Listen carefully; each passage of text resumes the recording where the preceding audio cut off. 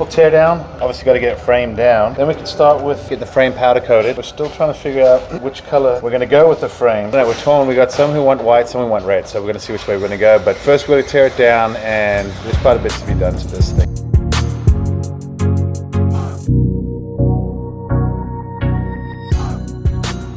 This guy was a desert racer. He welded on there to put a steering damper. It's sort of a lopside or a cement compound in the forks. He didn't want those to come loose. A little bit of a struggle. As much as he has had getting that rear axle off. Man, that thing is seized up. It's a seized shaft. You see all this stuff right here? Mud throughout the years. Gets in there, seized it up. We're gonna have to press that out. We're gonna clean it up where we can get it in the press and go ahead and press that out.